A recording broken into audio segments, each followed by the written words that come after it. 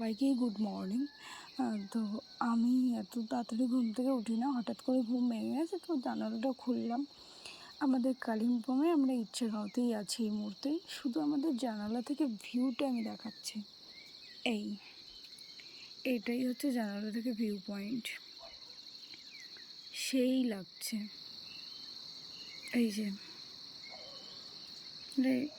দেখেই কেমন মনটা ভালো হয়ে গেল। এই সকালে গুড মর্নিং বলতে চলে এসছে শুধু আমাদের জানালা থেকে। এই যে এইটা আমাদের জানালা, আমি বাইরেই এসছি। এই জানালা থেকে এই ভিউ পয়েন্ট পুরো ছবির মতো লাগছে, মানে এত দারুণ পরিবেশ।